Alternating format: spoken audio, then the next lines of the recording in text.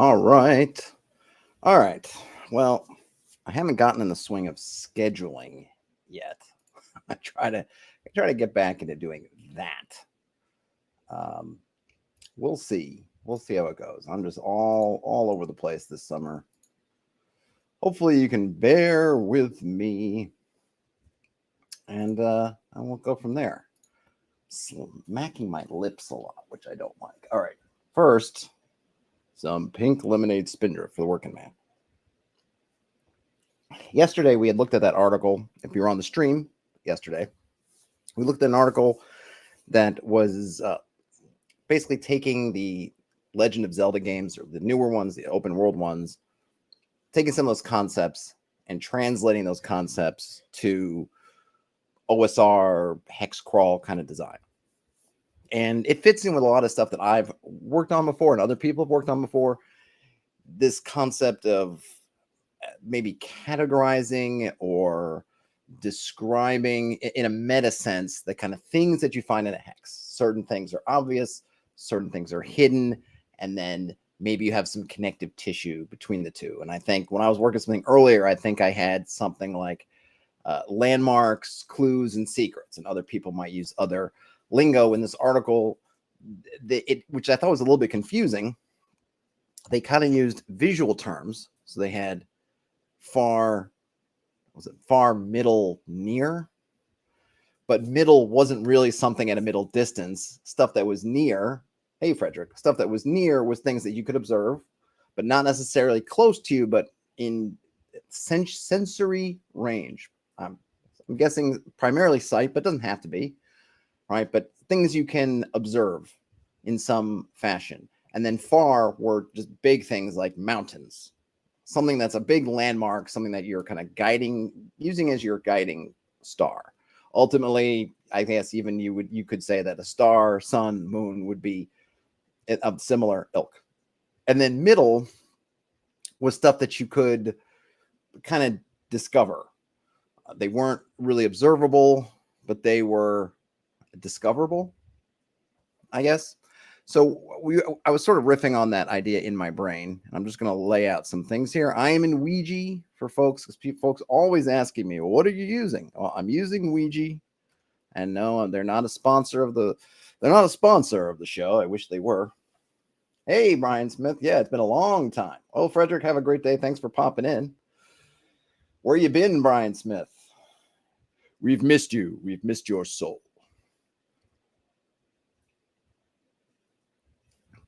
So looking at this ideas, I was mulling them over my head.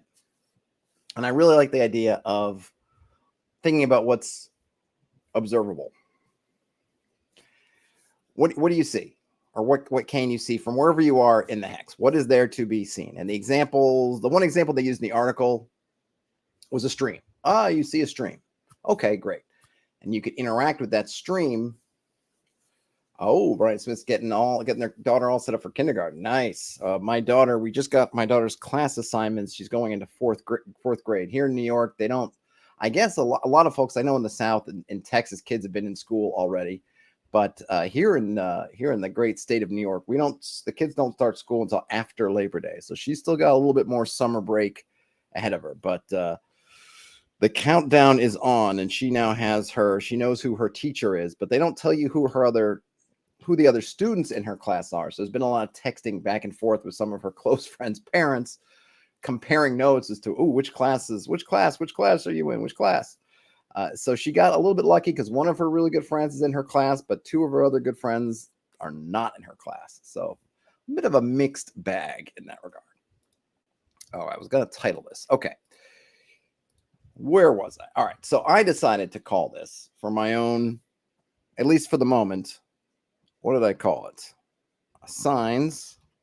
So I'm thinking of categories of things. So these are signs. And then what did I have? I had signs. What did I call it? Signs, discoveries, and secrets, right? So then I have discoveries here, and then let's make a third one. Why are you putting it up there? Ugh, I want you over here. Hey, Ian. And I'm going to call this one secrets.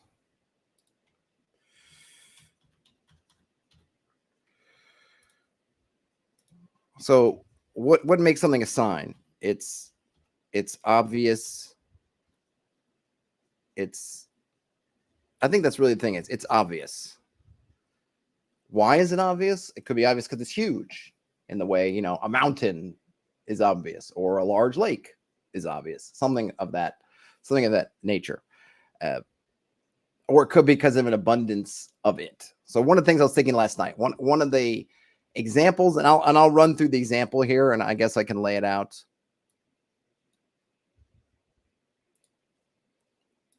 Over here, I guess I'll put another thing I was going to put in is ungated.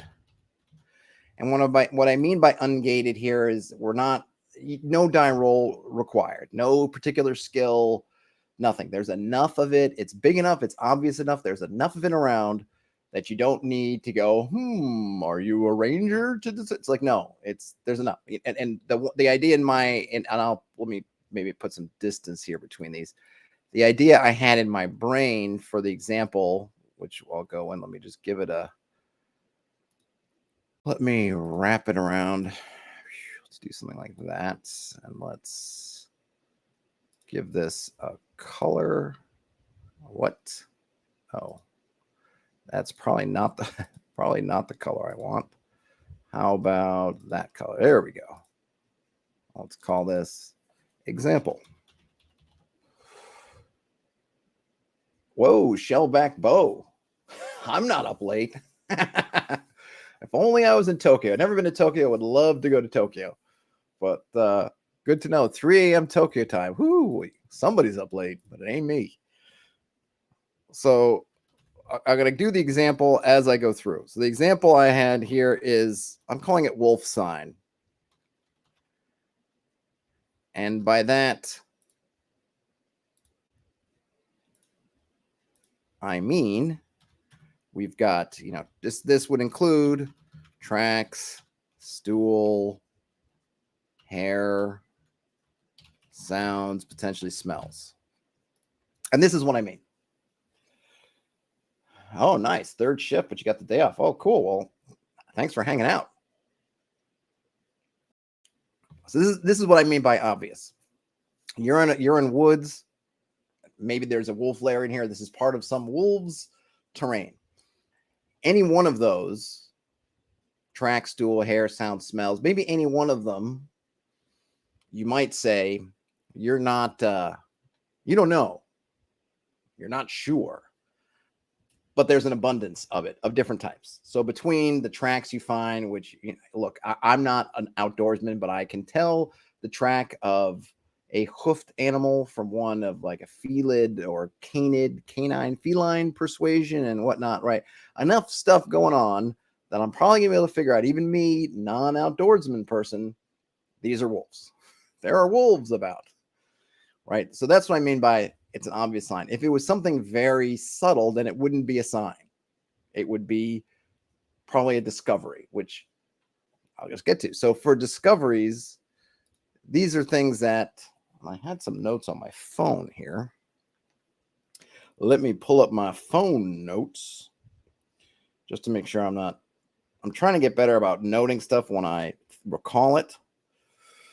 So I'm just going to put that. Okay, you can't see that, but I've got my phone there with my notes. Okay, I didn't have a lot of notes, but so these require action. So whereas signs are obvious, discoveries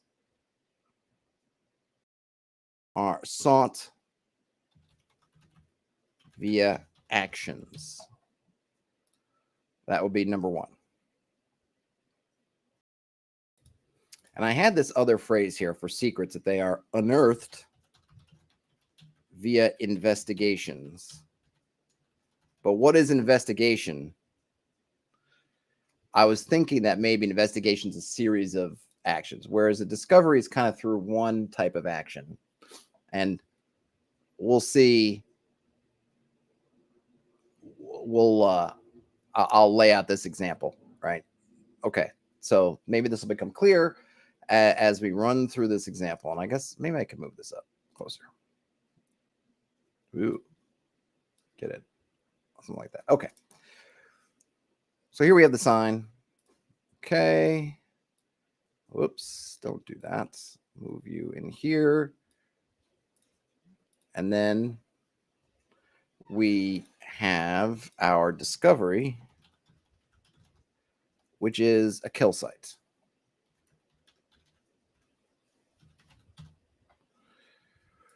So this is the discovery. So what does the discovery mean in this case, right? So we find in the woods tracks, stool, hairs, sounds, smells. There are wolves about. Okay, that's the obvious thing. We don't need to do anything.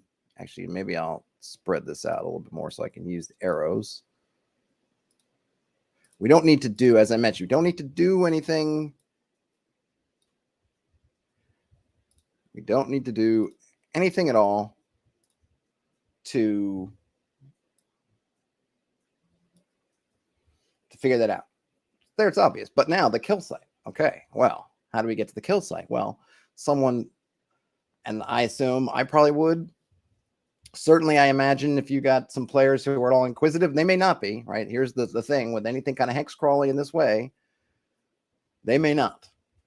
They may see wolf sign and go, "Oh gosh, we got to get through here because we don't have time for this. We gotta rescue the prince out of the castle. They said he'd be dead by dawn, and it's already late in the night, or whatever. We got to move." So that's fine. But if they're inquisitive and they do something like, say, do the tracks? Is there a trail? Do the tracks go anywhere? The answer would be yes. All right. Can I add text here? Ooh, maybe I can. Excellent. So they follow the tracks. That would be the action. They get to the kill site. And then from the kill site, you might then lead on to the secret or potentially to other things. Like I think you can kind of daisy chain some of these together. I think the idea ultimately, the Zelda article, if you recall, if you were around yesterday, and if not, it was a good read, so it's worth probably going and checking out. But if not, the idea, they were using a lot of rules of three. So we could think about, okay, well, what kind of, maybe from that particular sign, there might be a couple of different discoveries that we have. One might be a water source. Let's see, what is a third one? Where else might the wolves go? To some kind of say hunting grounds. Oh, well, actually, oops, wrong thing.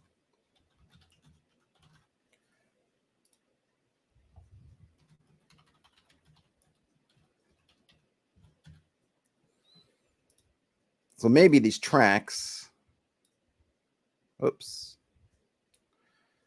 Maybe these tracks lead in a number of directions.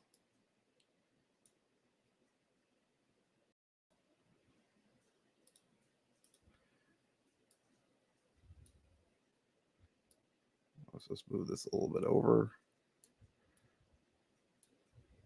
Maybe these tracks work in a number of directions, right? They see these wolf sign and you say, oh yeah, there's tracks, but there's at least three, maybe there's three clear trails that you find as you examine however large an area you're examining, as you're looking at all this stuff. Maybe there's at least three different ones. You go, okay, well, which one do we follow? You could roll dice, whatever. Okay, they lead to any of these.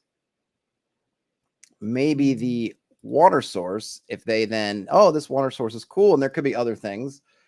The water source might lead to the hunting grounds, which would also lead to the kill site. The hunting grounds might also lead to the kill site. Like that. And then maybe one of these, and you can determine which one, maybe it is even, you could roll some dice if you want to, that there's the secret that's over here.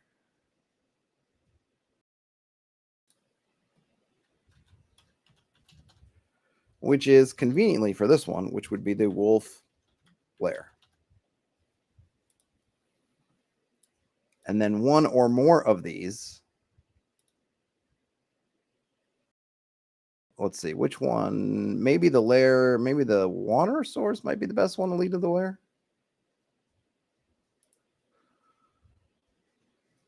So what you do is you go from having this obvious thing that you just have, leading to things that are a little bit less obvious, that take a little work, and then through going through more work, lead to the lair. Now, one thing you could do is say you got to, depending on how you want to run it, depending on what you feel like is the best approach for this, say you have to find all of these. You follow the tracks. Maybe we decide, you know what, the tracks lead to the kill site, right? And we're going to kind of get rid of these. Or maybe we say, maybe this is better. Oops. How can I? Well, maybe we say the tracks lead to the hunting grounds. And then from the hunting grounds, sort it out. You can find the kill site, you find the water source, and then maybe you find the lair. So you can make a note here. After finding all discoveries. Oh.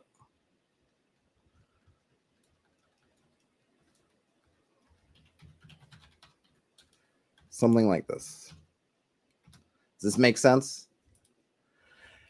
Am I making some sense? So why do I like this? Well, I think it works in a couple different ways for me. I think you can start with something very simple. So if I'm outlining a hex, I'm making my hex map, and I think as we've discussed many times, you might end up with a whole bunch of hexes that you need to describe in some way that you want to get something down on, and the work could be daunting. Well, you can start off with just the sign. All right, what is there? Well, we know there are wolves in this hex, so there's wolf sign there. And then these other things, you can kind of, maybe that there's a layer there because you've determined as you're rolling dice, oh, there's a layer here. We put a layer down, a thing down, and oh, okay, wolves. Great. So then going back to that other article, in a sense, tying in with that other article, which talked about what kinds of environmental effects, what kind of environmental things happen. Well, we've got wolf sign. This hex has wolves in it. So this is filled with wolves, filled to the rim. It's overflowing with wolves. So there's all kinds of wolf stuff around. And if the party decides not to investigate, then I don't spend any more time on it, right? If I don't roll the wandering monster check that doesn't come up wolves, I don't need to worry about it. Just, hey, there's wolf stuff here. And they can note it and move on. If it's a monster, or I guess maybe, I think of a good word for it, because there's kind of things that can be monstrous.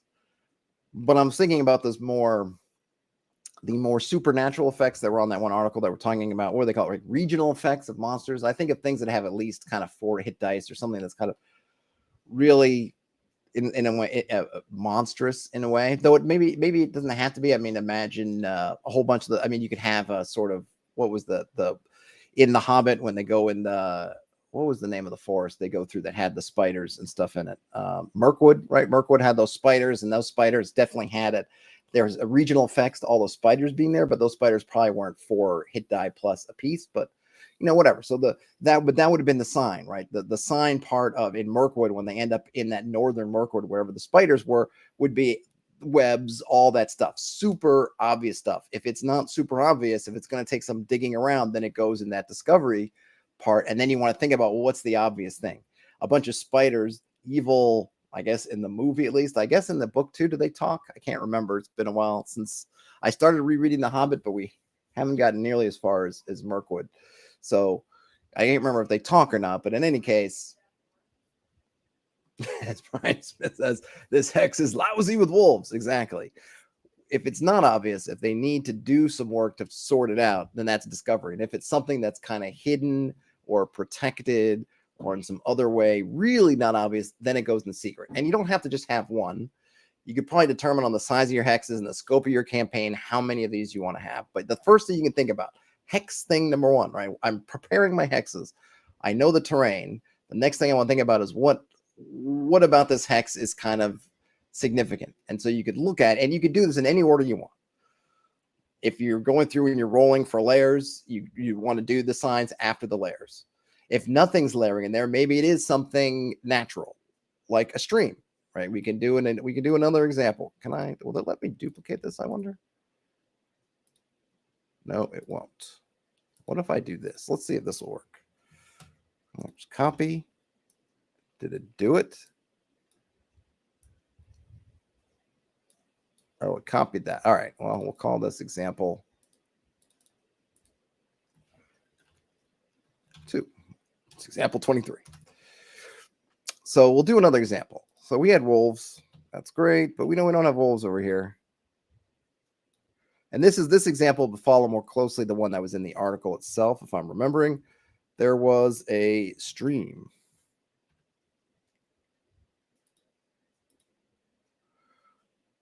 Brian says they can talk, they just choose not to.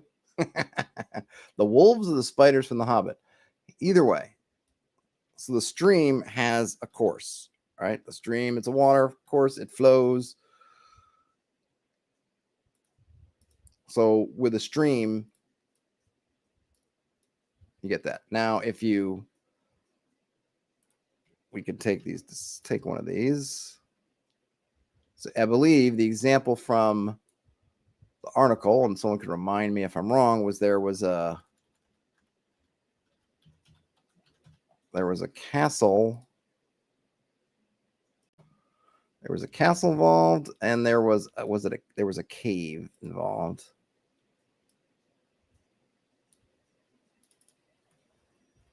It was what was it? It was some kind of a shrine in a cave, or I guess I'll just call it a cave shrine. And then there was something secret about it. There was some kind of hidden something or another.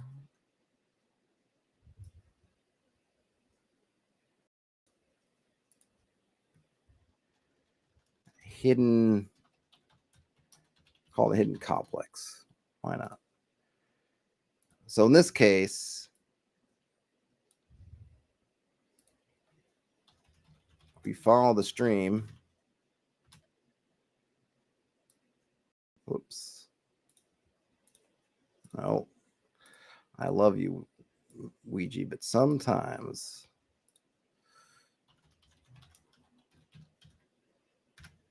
So in this example, in the example from the article, the sign is a stream, and obviously a stream is flowing in a couple different directions. You could, and I don't know, it wasn't clear, and you'll have to just figure this out, or if you're determining in advance, it'll be easier.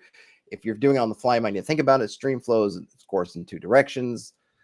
What's the context? We don't know. It could be that you follow the stream and there's the castle, and then you go, and the stream maybe flows into the moat and flows out the other side and keeps going. And then if you keep following it, maybe you get to the shrine, or other way around.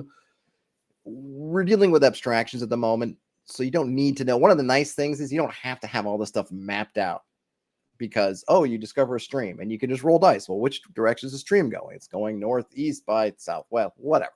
Okay, great. And you just got to make sure that it connects with the stuff you've already created. And then once you have said it flows northeast to southwest, when they come back, it's not flowing in the opposite direction, or it hasn't totally changed around. So they can stay sort of fuzzy until you need to lock them in, but just you need to recall what you make a note of what you lock them in as, so you stay consistent. And I believe the hidden complex was within the shrine. So what happened in their example,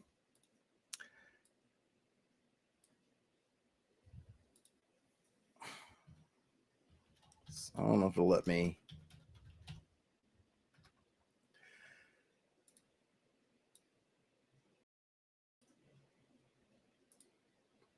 Yeah, I think this is right. I think this is right. Somebody can correct me if I'm misremembering. But so in their example, you follow the stream, you discover both the shrine and the castle. And they posit that the shrine is related to the castle. There is a statue of some kind of goddess inside the shrine. And if you go to the castle, you might find, I think, because maybe you look at that motif, or you could find some other path. But in any case, those 2 discoveries are related. You can find it through the stream one after the other, or you might find the castle and then find another way to the shrine. You might follow the stream to the shrine and then follow that pathway that connects the shrine to the castle from the shrine side of it. And then if you, there was all kinds of basically trash and ruin at the castle.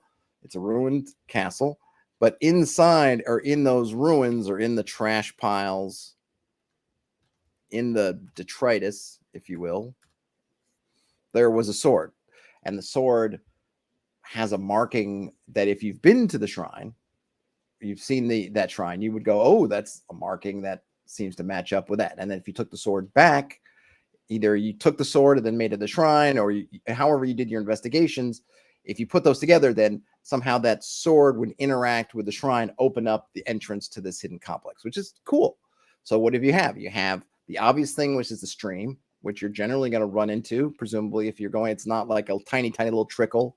So it's a major enough geographical thing that as you're wandering your way through this hex, presuming you're not on the road or something that isn't going to intersect with it at all, you're wandering around, you're going to run across this stream. And remember, because it's kind of abstract, we can figure out the details of it. It's just, okay, it's the thing you're going to find. You're going to hit that stream.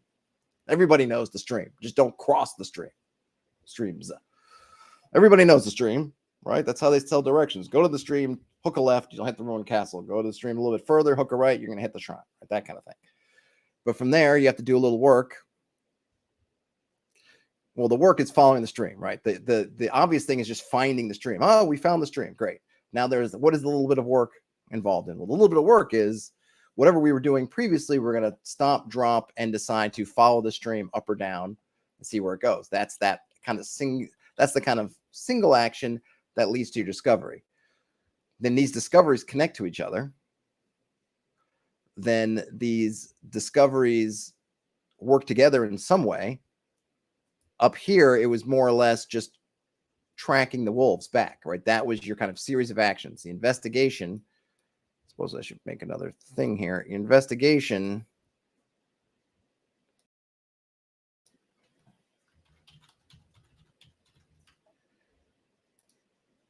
a series of interrelated actions. Did I spell that wrong? I guess I did. There we go. Your investigation here was simply essentially doing multiples of these things of what you did originally. So you follow the tracks to these things, but maybe you get to the hunting grounds, the water source, the kill site, the tracks get confused. There's lots of animals coming to visit here, all these things. So now you're doing a little bit more work. Maybe you're figuring out other things using other abilities, skills, whatever, and you kind of work your way through. Okay, the sign leads us to the hunting grounds. From the hunting grounds, we can find either the water source or the kill site. From the kill site, maybe we find some other things. And all we're doing this work, boom, boom. And when we've gotten all that, like, okay, now we see where this other trail is going. We haven't found that one for you. Following these trails, now you know this, that, and the other. But then this other trail is leading off in a different direction. Okay, where's that going? That's going to the lair. Boom, there's your secret, right? So that's the kind of that is the investigation. You're going through all these discoveries. That's your investigation. You hit the secret over here. In this other example, the obvious thing is the stream. The action is following it. And look, and here I'll just reiterate, following the stream takes no rolls. There's no die rolls here. I'm not asking, oh, make a survival check. No, it's nothing. Roll under strength. No, it's really more about the decision. This is a decision of the players to take an action, not necessarily something you need to roll for. In fact, I would not even have them roll to follow the tracks, really. I might, depending on what they do here, I might not even have them roll here. I just want them to describe a little bit more what they're doing. If there is a sense, if I am trying to emphasize the fact that there's lots of game here, they may even decide to go off on another thing. One of these discoveries may lead something else. They don't all have to lead to the singular secret. There might even be something here that the ruined castle also leads to the hunting grounds. maybe these are neighboring hexes.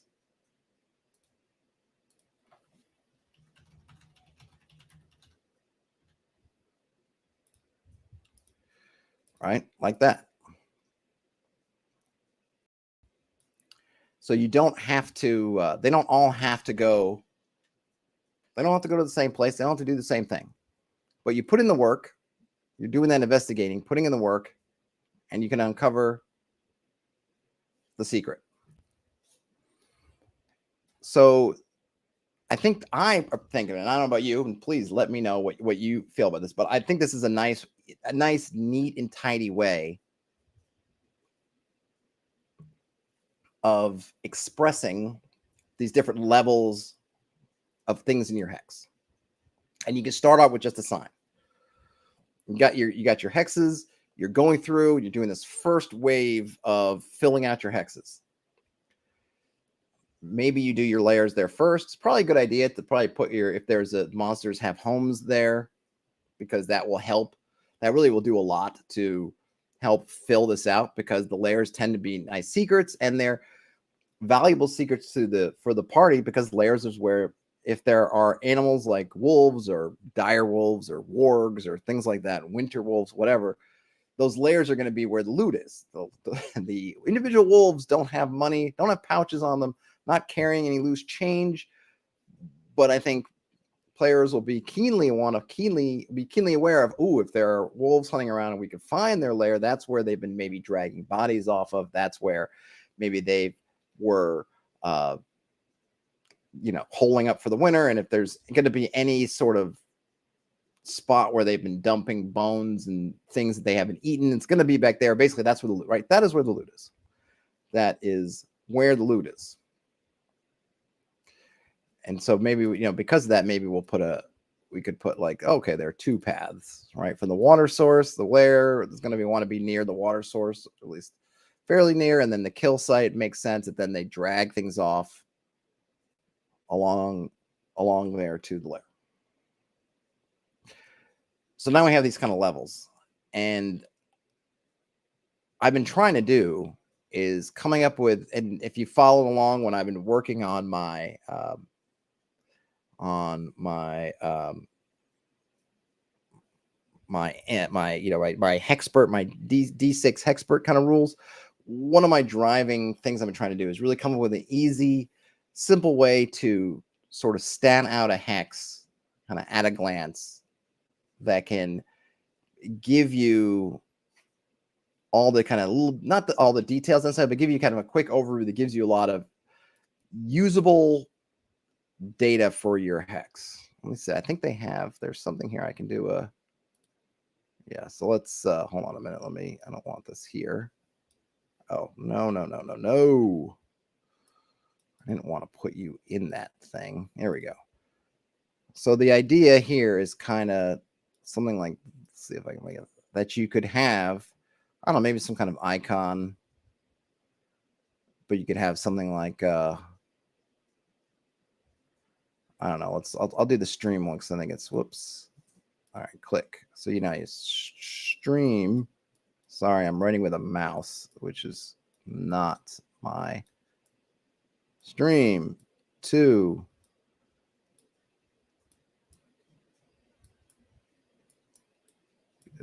castle 2. Hold on a minute.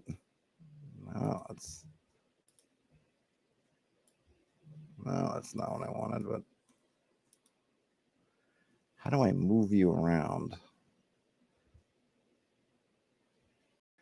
How do I move you around? Choose a color, add a title. No.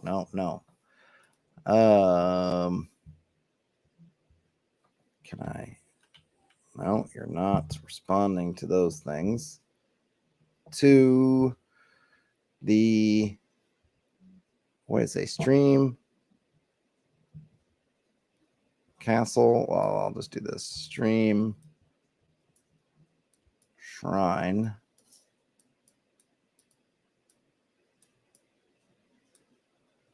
Shrine.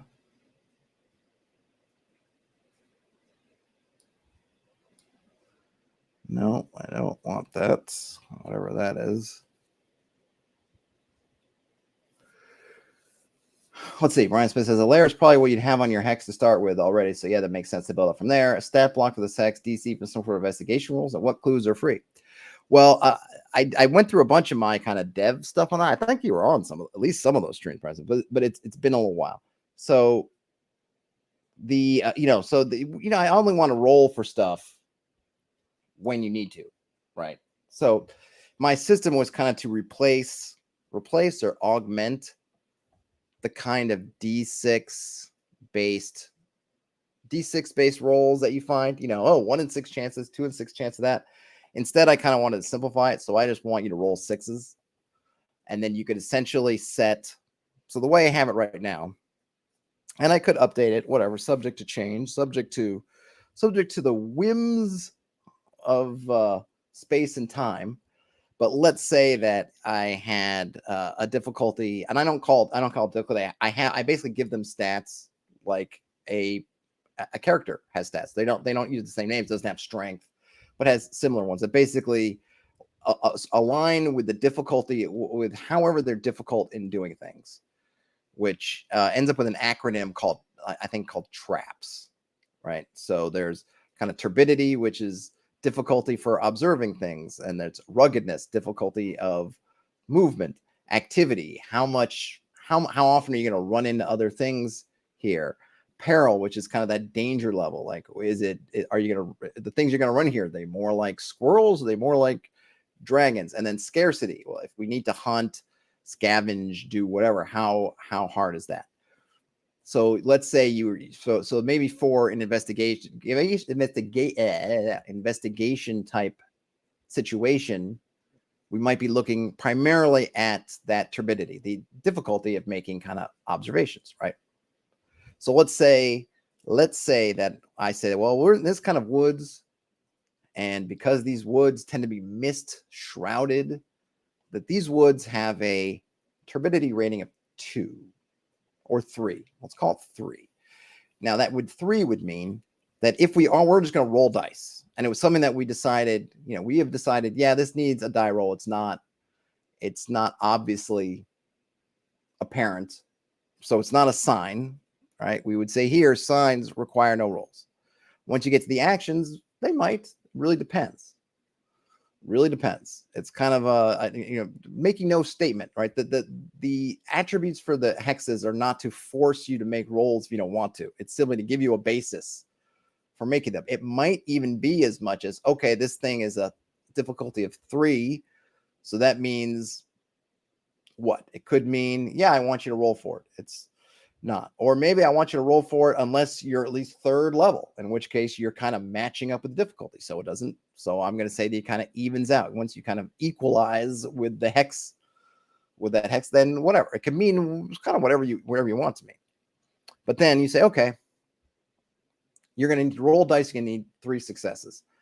Then it's up to the party to figure out how to pool up dice. And I have some kind of suggestions in there for pooling it up, when to add more dice, how you kind of get more dice and do that. And then you can do things like if you can get a bunch of factors in your favor, then you can basically turn those into instant successes. So if you had a whole bunch of stuff, well, you see, we want to track these wolves, and I happen to have a wolf radar sort of thing, and I've got this other thing, and I've got infrared wolf sign glasses and like all this stuff. You say, okay, that's going to give you those 3 things, whatever together, give you enough successes. You don't even need to. You certainly, even though I may have thought you might need to roll originally, you definitely don't need to roll. Or it can be, well, we'll roll, and that will sort of help set how much time it takes. So it doesn't have to be that you just fail, but it might mean that, okay, instead of doing it in 1 3-hour window, it's going to take you 8 hours because you're just not good at it. And so you're kind of fumbling around in it. Instead of, Aragorn Master Ranger could have done it in 3 hours. You bumpkin ex-farmer, or what, not even ex-farmer, say ex-city boy, it takes you the better part of a day to figure it out, because you're constantly getting lost. You're constantly circling yourself. You're constantly losing track and having to backtrack and find all these little factors add up to it. Just takes you a lot longer time. But I think something like this kind of helps flesh out the rest of it. And like I said, I was using clues, like something, I forget what I was calling it in some other stream, clues and secrets, but I kind of like this better. I mean, I like discovery as a term. I think from a player facing standpoint, just like, ooh, I discovered. So like, you've made a discovery. I mean, not that you have to say that, but you've made a discovery. Whatever. You can have a little like discovery made, you found it kind of thing, which is kind of fun. And then I think I like the levels. I like laying it out with the levels. But now clues I liked also because they are clues. The discoveries are kind of clues towards the secret. So I do like that term also, because I think that part of the reason why you're making discoveries is theoretically to find the secret. Though in this way, the discoveries become a little bit, at least in the way we talk about them, maybe become a little bit decoupled from the secrets. It's probably good because, like I said, they don't have to go to the secret, but the secret, it should be by finding all these discoveries, it should give you the information to get to the secret. So for instance, if we were doing something like the players just kind of canvassing, and even though they don't have a lot of inspiration to take actions that might shortcut the process, they're just we're canvassing. Then after you find the secrets, as you're doing that, like, okay, we're doing some kind of like investigation or say exploration sort of thing. And I would just say, okay, after you hit all the discoveries and you haven't given up, you haven't run out of time and resources and all the other stuff, the next thing you're going to find is the secret, but you have to find all the discoveries first. But you can shortcut that if you can kind of figure out the puzzle, in a sense, of how the secret relates to those discoveries. In this one, in the first example with the wolves, it's a bit easier because it really is just you're tracking these wolves as they're moving around their what do they call it? Their range, right? This is their range. You're moving around the range, and eventually you're going to do boom, boom. The second one with the castle and the shrine is a bit trickier. Could you discover the complex without finding the sword? I would say yes, you can, but what you can't do is get in it. So you might do all this stuff, and you're like, okay, and then you finally you get in there, and I don't know, like at some point you might go, okay, maybe you do enough. You're thinking about it. Okay, we found this little shrine. Now the shrine's related to the castle, and I would probably say there's probably other stuff that relates the castle to the shrine, and maybe you go back and you start thinking like, well, this thing's kind of small. Was this really small? I think maybe there might be more to it. Then you might discover, there's something here. You can kind of get a sense of, maybe you see that there's a slot that's kind of sword shaped, like the sword in the stone, or something else where it goes, or there's maybe the way they do it is there's a carving in the wall that's carved in the outline of the sword, right? Something like that. So you can kind of get the sense of there's something else here. That's the secret, and I've found it. But now, how do I access the secret? Kind of thing. But you can riff on this, right? It's not meant to be to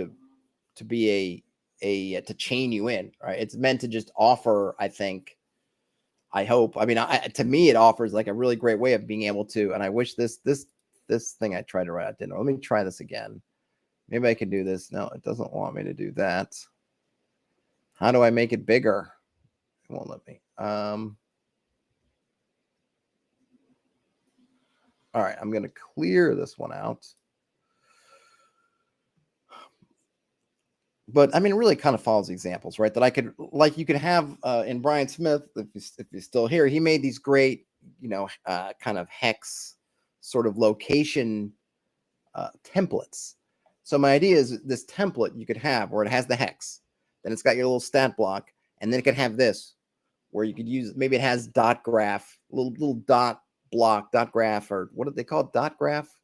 Like graph paper with the dots. What do they call it? Dot grid area where you could write in, here's the sign, then here are the discoveries, and you could draw in your little arrows of, these lead here, these lead here, these lead here. And then of course you could have whatever other parts of the page where if you want to write out more detail about it, but you could have this little summary that gives you kind of all the little aspects that tell you about it.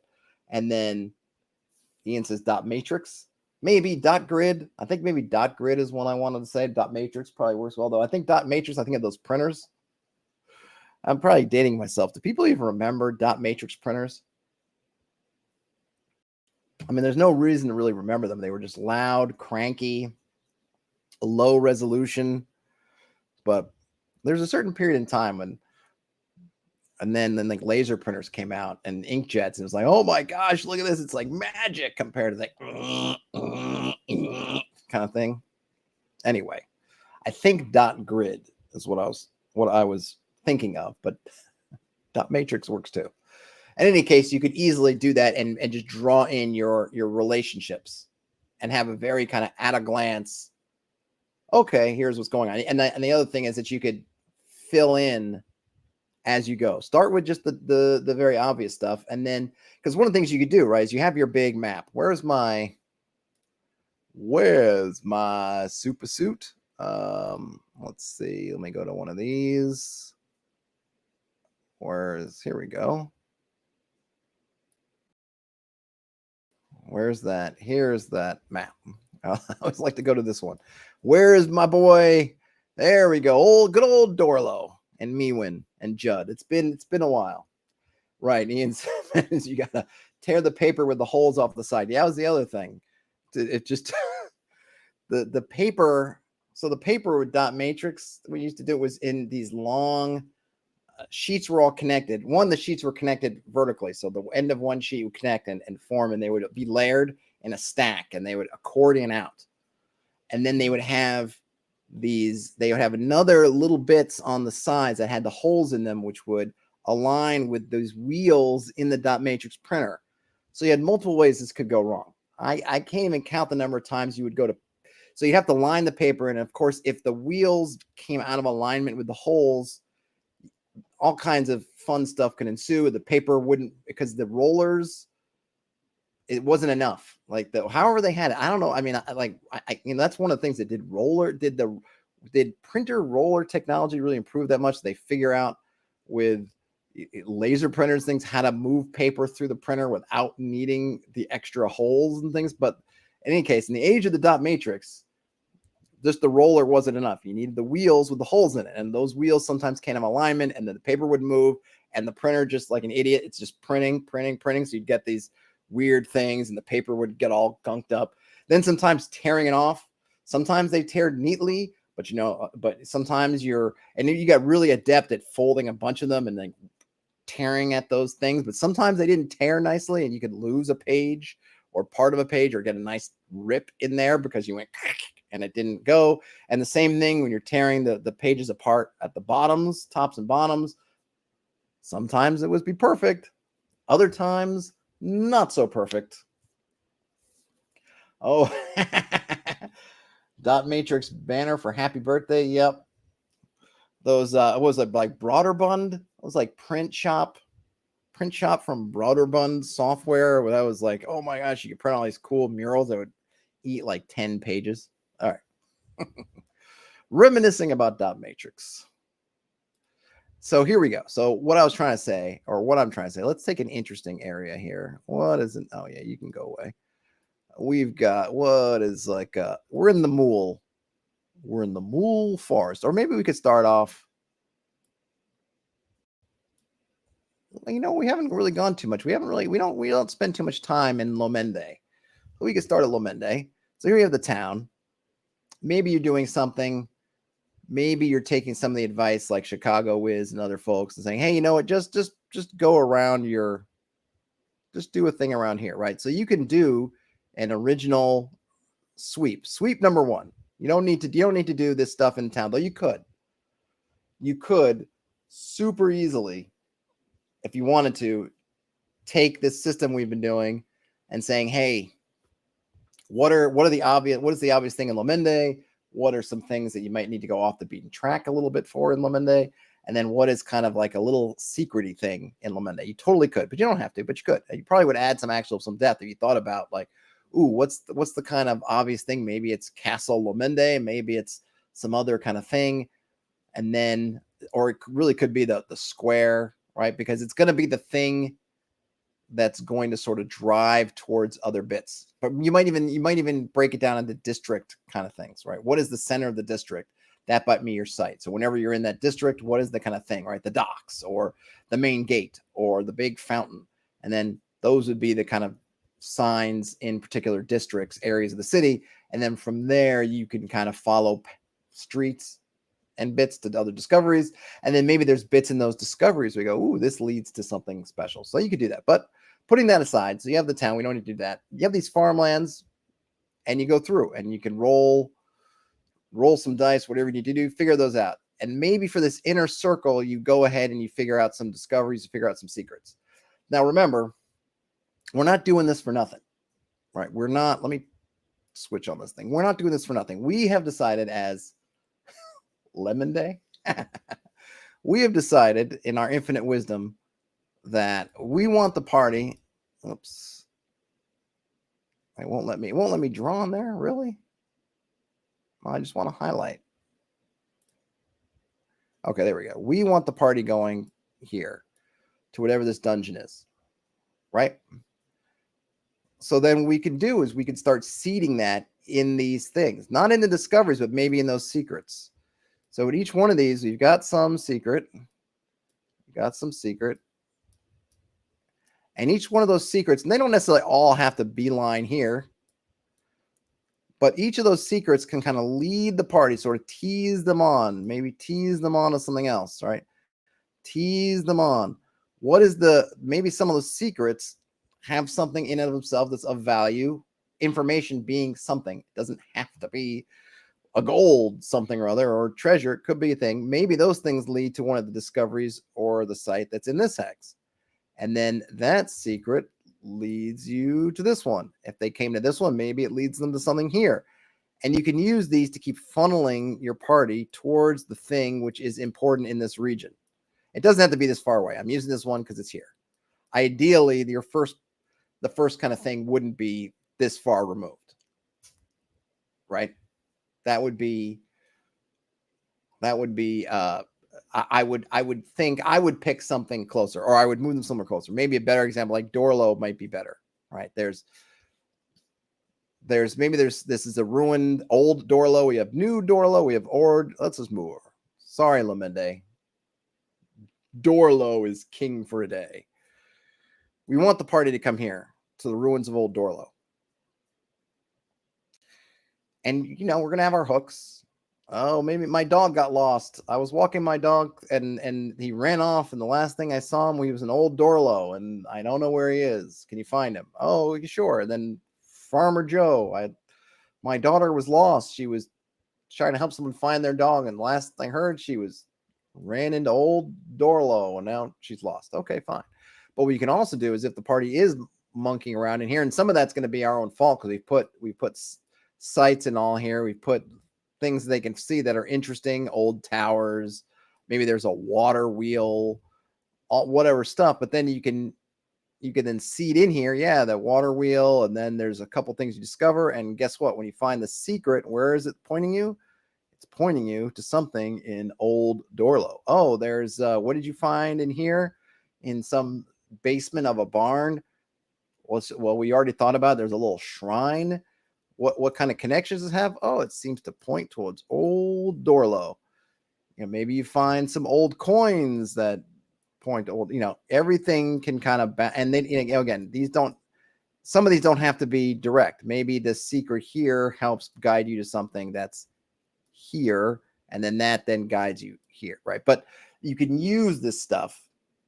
You can use these layers to help you push. And I'm not trying to, and it's not about railroading. Okay. To me, if this thing here was important, it makes sense that its influence is going to spread. This is to me what it is. This is not about me forcing the players to go there. Ultimately, if the players look at that and go like, I don't give a rat's butt about old Dorlo. I want to go down to Lamende. Hey, fine. We'll go down to Lamende. That's not what I'm trying to do. But what I am saying, or what I'm suggesting on a meta level, and I'm suggesting kind of in the fiction, is that when you have these places that have some kind of importance, whether it's locally, regionally, globally, you're going to find stuff that points to them. I mean, it's like, we look at the influence in especially in Europe of the Roman Empire. what do you find? You find all kinds of Roman works, Roman stuff that tends to lead you on a trail towards discovering Rome. Because you find artwork, you find you find mosaics, you find aqueducts, you find coinage, you find roads, you find all this stuff. Hey, Magnus, you find all this stuff, and if you follow those roads and you follow those aqueducts and you put all this stuff together, you get driven towards Rome. Rome is not railroading you, it's just that's the influence of Rome. So presuming that old Dorlo is worth a visit, that it's got things to discover, it's got stuff, then I would imagine that at least, let's say, in this area, if you poke around, stuff is going to lead you towards old Dorlo. This is, to me, it's just natural. Heck, depending on, we don't know how powerful old Dorlo is. There could be stuff in Mewin that points to old Dorlo. Maybe if this was, depending on how we've driven it, maybe old Dorlo was the capital of this whole, maybe, if we were to map out the old extents of the Dorlian Empire, you might find stuff all around here that points to Dorlo. Maybe this thing over here was like the furthest outpost of the old Dorlian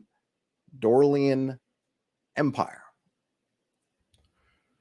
But it does have a nice knock-on effect, is that it both reinforces the importance of old Dorlo, and it kind of pushes the players to look at it if they want to. Now, they could still choose not to, because there's a lot of other stuff out here. That's kind of part of the charm of the hex crawl. It's like, well, if you don't like old Dorlo, if you don't like Dorlo or old Dorlo, well, you could follow the river and go to Palin. You can go down and hang out and go to Lamende. You can follow, presuming there's some kind of road. You can go to Mewin and beyond. Yes, Brian Smith says more like a web than a track. Exactly right. And one thing I was going to mention, and from this I will head back to where we were, is that in a sense what you're doing with this is you're kind of creating your own point crawl. That's really what you're doing. Because once the party has discovered this stuff, then you've kind of made a point crawl from stream to castle to shrine. Well, in this case, this one's a bit different because the shrine is actually, the hidden complex is in the shrine. But, stream, castle, shrine. You've kind of made your point crawl. And the party can then follow that point crawl once they've discovered it. Once they've made this thing of, okay, we find that we're in the wolf, we know we're in the wolf forest, so we can find the hunting grounds, we can find, boom, we can find there. Then they've made their own little point crawl. And then you can kind of switch from that exploration mode in this hex, because once they found all this stuff, in a sense, once they've uncovered everything, then they've explored the hex for all intents and purposes. And then you can switch from using hex crawl mechanics for them in that hex to using point crawl, presuming that they're using the things that they've already found. Magnus said, how recently did old Dorlo fall? My campaign takes place around a fallen city-state that collapsed with living memory, and its ruins are prominent. Yeah, I mean, that's a good thing too. I mean, that really comes down to, in some sense, the age will determine in some ways how hard it is to track. But even then, not always, right? Because for, Rome fell, and it's not like Rome disappeared into the sands like Tanis in Raiders of the Lost Ark. But, hundreds of years afterwards, 1,000 years afterwards, now you can still find Roman roads that if you just got on this Roman road and follow it are going to lead you to Rome. Now, granted, Rome is still there, but even if Rome itself had gone down, the fact is the Roman roads were so good that people were using them, and they were the best roads around for a long, long, long time. So there are probably a lot of factors there, but yeah, age is going to get into it. I know that if you read, what's that guy's, the Greek, I forget the name of the story, the tale, but it's basically became the movie The Warriors. They took the Greek story and turned it into The Warriors. Obviously, the original Greek story did not take place in New York City. That would have been really good. Is it the Anabasis? Is that what it is? I'm tempted to look it up. Was it the? Yes. Oh, I got it right. Yeah, the Anabasis by Xenophon is a really fascinating piece. And in that story, they end up passing what people believe were the ruins of Assyrian cities.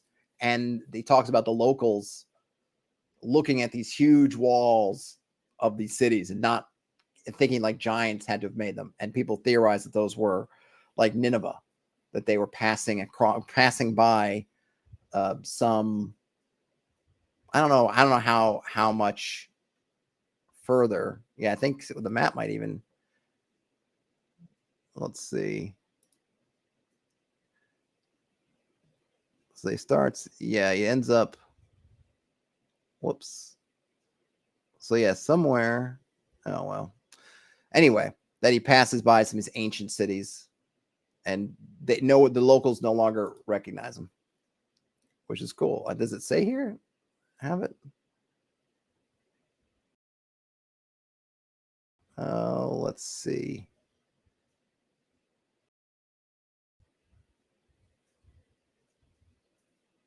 I can't remember, but it's definitely worth. It's a good read. I don't. They might not. It might not make it in this summary. Them finding those ruined walls, but it's kind of creepy because they're just going like, "Hey, man, who made this stuff?" And they're like, "I don't know. I don't know." Brian Smith says it's basically multiple point crawls sprawling over the hex crawl. Yeah, but they're point crawls that the players have to put in that groundwork to discover. Right? They're not just there. They got to put in the work. But I would totally player face the kind of mechanical overview of this. Hey, hexes have, right? We got these kind of things are in hexes because you want them to make those decisions. So you want them to understand, hey, if you want to kind of have a hex explored, and you could also, by the way, as I would, you could add experience point values to those. If you explore a hex, meaning you find all the discoveries and you uncover the secret, here's an XP bonus, and you can, you can then, if you want to add something like, well, how far is it away, or whatever, you can modify that like you might with hit. I mean, if you're using my trap system, you could multiply it by like the peril rating to come up with, okay, it's 50 XP times the peril value of the place will give you how much XP you'll get for exploring it. Well, if you give that, then players are going to want to know, well, what constitutes a hex being fully explored so that we get this XP bonus? Well, it's determined finding all the discoveries and the secret, and you can do that through thoughtful play, or you can do it by brute force. Brute force would be we're just going to keep canvassing it till we find everything or die trying, or it could be we try to figure it out and short circuit some of that by using our smarts, right? But you can get it done any way you do it. And it's also a playstyle thing.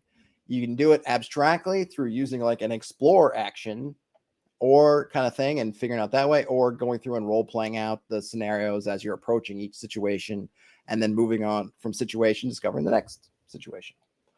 Magnus says some schizos on TikTok have been claiming the remains of terrace farms are actually staircases built by giants, which, to be fair, they do kind of look like when not upkept and cultivated.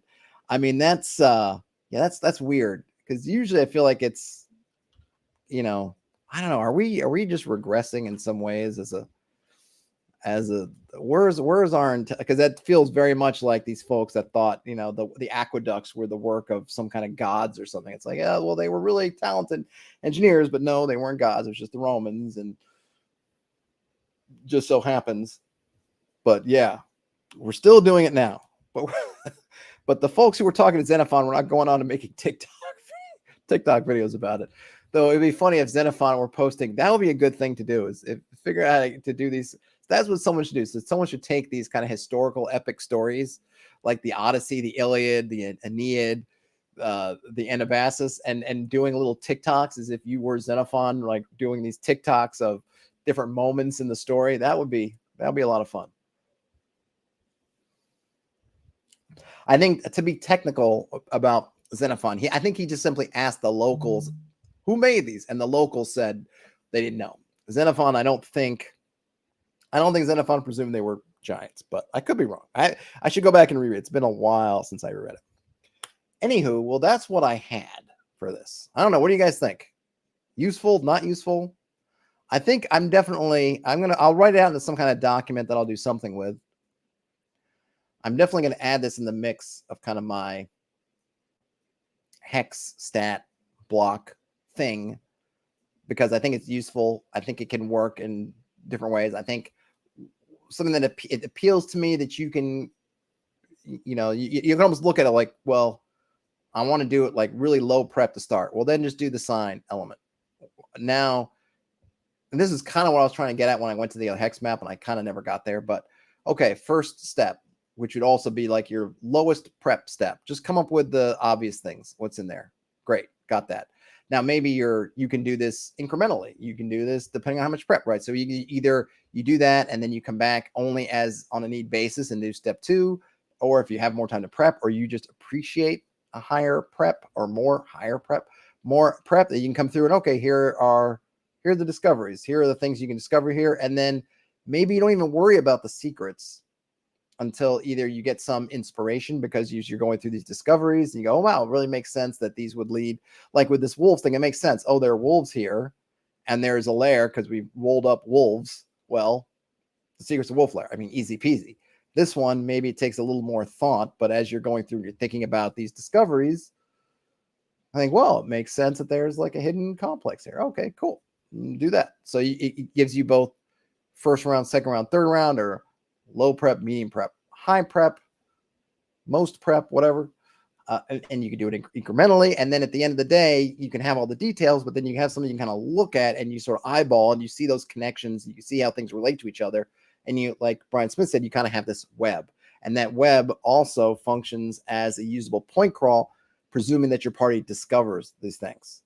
So that once they find the stream, right, the stream then becomes that point crawl because then they're going to follow the stream. So now they're following this point crawl. So the hex crawly stuff of getting lost or that kind of element is gone because they're on the stream and they're following the stream. And then it's just, well, what is the next point on this point crawl?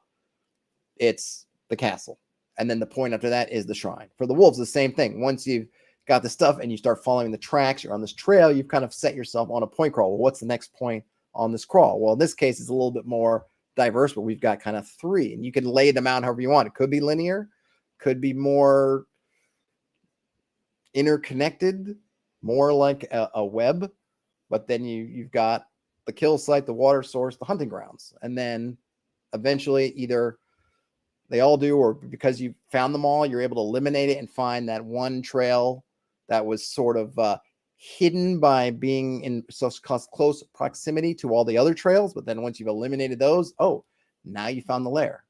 And so then if you come back to the place, you could then find the wolf sign, the tracks, and then you can, that becomes a point crawl in that hex. Presuming you want to get to the lair, you can say, okay, we find the trail, we take it to the water source, and the water source we know to get there is there. There's your point crawl. Did Brian Smith did ask if they missed me going through a few hexes and applying traps, stat blocks to them. Let's see. I did do an example. I'll do another one. Brian Smith, maybe tomorrow. Am I being too keen? I'll go through and we'll do some hexes. Maybe we'll even go back and use Miwin and Lamende and stuff and do that. Magnus asks, getting back to Brian Smith's comment about point crawl within a hex crawl, would it make sense to lay out a literal web that roughly maps right to the hexes? I mean, you can't. I mean, that was kind of what I was going to do in that picture, but you absolutely could, just to kind of, I mean, this is kind of what this is. I don't think so this is kind of, this is sort of a mind map style layout, which I like. You don't have to map it geographically until you have to, right? It's kind of one of those things we're kind of dealing with this stuff in an abstract way. And for me, I like to keep it as abstract as long as possible until I need to nail it down. So you find a stream. And then if the party goes, well, which way does the stream flow? Well, then I need to lock down which way the stream flows. If they don't, and it's just like, well, you pass by stream and say we follow it, then until they kind of need the directions, I won't. So you could totally make a big or bigger, depending on how you draw or write or whatever size you need, and literally map these in. But basically, it's just kind of an abstract overlay on the hex until you need to lock in geographically, in which case you can't. Magnus says, obviously the point/hex amount probably shouldn't be 1-to-1, but maybe that'd be helpful for someone who's a bit scatterbrained like me. I mean, yeah, they don't have to be, but I think 1 is good. Like one secret per hex is good. 1 of the obvious things per hex is good. You know, you're gonna have to figure out. This also comes down into what people are talking about hex sizes, right? There are lots of reasons people use to determine hex sizes. People look at, well, how far can you see, and this or that. And those are all great. How far do you move? I want to have, I want to use 3-hour travel segments. So for me, a 3-mile hex works great because then you're passing through 1 hex in 1 travel segment, or maybe you do 6-mile hex for that. Works fine. Okay, great. But someone else is like, well, I like 1-mile hexes because then I move through 6 days. It's great. But part of the thing I think that doesn't get talked about enough when you're picking your hex size is that prep part, because each hex brings with it a cost of prep, regardless of how much prep you're doing. Even if I'm just coming up with the sign part, this obvious part, if I have 50 hexes, that's 50 times that work I have to do. If I have 10 hexes, that's only 10 of them, right? So do I want to do 10 hexes or do I want to do 50? Because it's 10, in other words, 5 times more work if I pick that. And it could be for the same area. Same area, it's just a matter of how we divvy it up in hexes. So when you're choosing your hex size, all that stuff about the movement rate and this and that, and it's all good. Like how far does a swallow travel in 3 hours with a coconut strapped to its back? All good. But something else to think about is maybe more important ultimately than any of that stuff is you want to use a what's the word I'm looking for? You want to use a granularity, a size, a segment that fits into your prep style. If you're super low prep, you can have a billion hexes out there because you're only doing 1 feature per 50 hexes and you got all that covered. If you're someone that's going to look at all that empty space and go, I need to fill it, then making something super small like that where you have a lot of things you need to fill is just not good for you. You want to set yourself up for success. And I think that doesn't get mentioned enough when people are selling you on what hex size you should use. I don't think enough is made of set yourself up for success. All that stuff about measurements and ease of this or that is great, but ultimately it doesn't matter that much. If I'm removing 1.5 hexes or 2 hexes in 3 hours, or whatever it is, or 1 hex or 3 hexes, it doesn't matter that much, right? And some stuff mechanically, sure. If I say that I'm rolling 1 wandering creature check per hex, then that counts. But I can always change that to 1 wandering creature check per segment of time, which there's all kinds of ways to skin a lot of those cats and do a lot of stuff. Sorry, Bruce, my cat's right here. I probably shouldn't have used that skin a cat metaphor. I apologize. All kinds of ways to do that stuff. But ultimately, when you draw your hex map and you get into it, you're kind of locked into a lot of your prep procedures through that size. So think about the size. Or think about how much prep you want to do, what kind of prep you like to do for figuring that stuff out. But I would definitely start off with 1 sign, eventually 1 secret. And these are things that when you get into your party's tromping around back and forth and doing stuff, do you want these to change? New things move in and create new secrets, whatever you can. But I would just start with 1 and go with that. Go with that. See how that works for you. Play it out. Because remember, you can always do it over time. Use that kind of initial hex flower and do maybe more work with that. And then kind of as you move outwards, do less and less. And then when your party starts to hit those boundaries where they're moving in the next level, then you can sort of, you sort of move that hex flower with them and you just kind of keep prepping the stuff around them as you go.